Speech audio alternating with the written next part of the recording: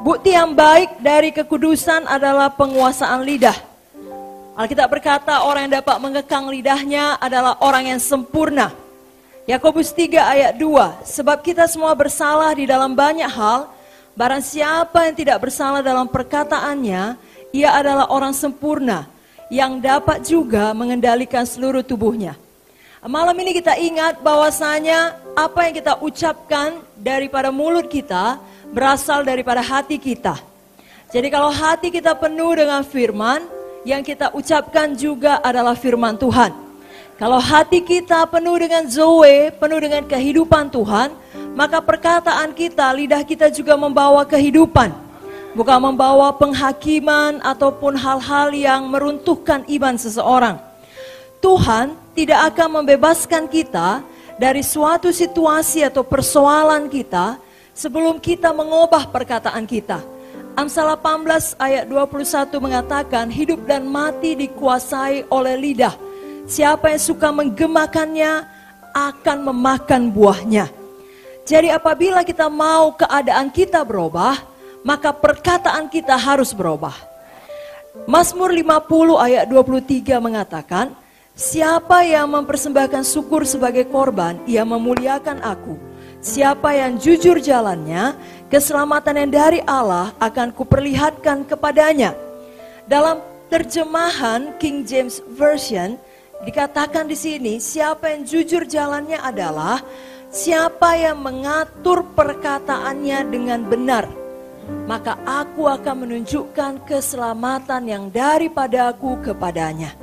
Jadi kerap kali yang menghalangi kuasa atau mujizat Tuhan dinyatakan dalam kehidupan kita adalah perkataan kita sendiri. Kita terjerat di dalam ucapan kita. Malam ini kita melihat ada beberapa keadaan yang membutuhkan penguasaan lidah supaya kita berjaga-jaga. Amin Bapak Ibu Saudara. Yang pertama mengenai hal menyimpan rahasia. Seorang yang suka bergosip, sebaliknya dari menyimpan rahasia, dia akan membuka rahasia. Amsal 11 ayat 13, siapa mengumpat membuka rahasia, tetapi siapa yang setia menutupi perkara. Ini sejalan dengan 1 Korintus 13, kasih itu menutupi segala sesuatu.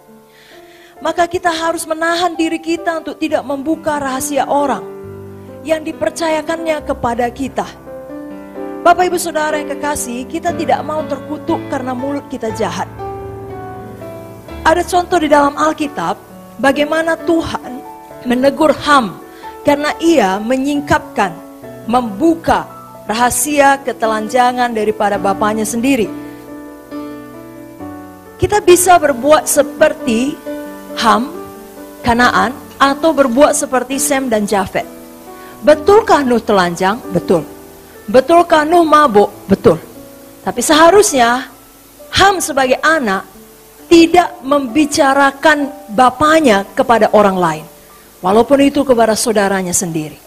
Sem dan Jafet ketika mengetahui fakta akan kekurangan Nuh, akan kesalahan Nuh, bahkan akan dosa Nuh, dia tidak ada bicara apapun, justru dia tutupi. Dia ambil tindakan untuk menyelamatkan muka ayahnya.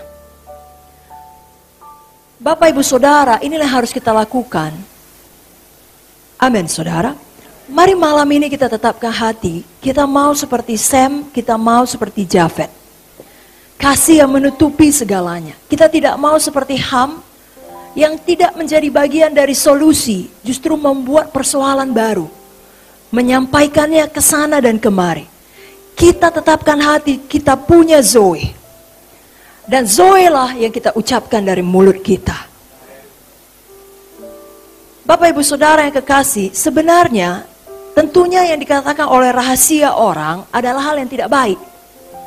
Yang kebanyakan merupakan dosanya atau hidupnya yang lama. Karena firman Tuhan dalam Efesus 5 ayat 12, seharusnya sebagai orang-orang terang, kita tahu Zoe adalah terang, amin. Mengucapkan perbuatan kegelapan pun kita merasa malu. Dan buku Mazmur mengatakan kalau Tuhan mengampuni kita, Dia melemparkan kesalahan kita ke dalam tubir laut.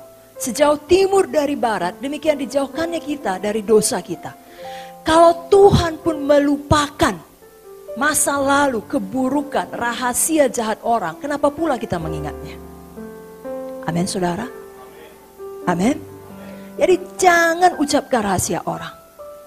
Yang kedua, jangan mengeluarkan pengakuan negatif. Jadi yang kita akui adalah iman percaya kita, bukan ketidakpercayaan kita.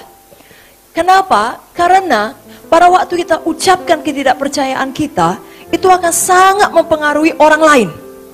Mempengaruhi keluarga saudara, mempengaruhi pelayan saudara, mempengaruhi jemaat saudara.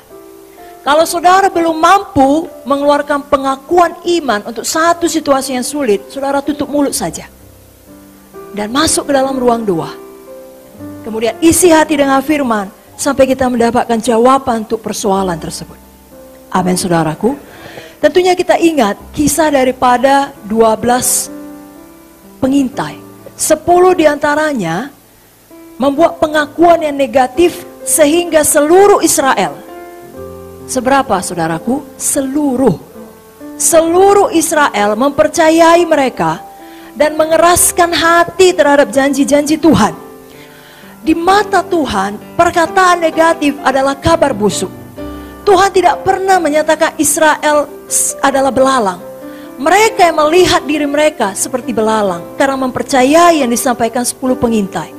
Saudaraku, dimanapun saudara ditempatkan, Tuhan melihat tanah saudara, Tuhan melihat kota saudara, kampung saudara sebagai satu tempat yang subur di mana saudara bisa berbuah. Jangan pernah ucapkan pengakuan yang negatif. Saudaraku, saudara punya Zoe yang lebih besar dari semua keadaan di mana Tuhan menempatkan saudara. Saudara telah diperlengkapi Tuhan lebih daripada cukup untuk mengatasi semuanya itu dan keluar sebagai pemenang.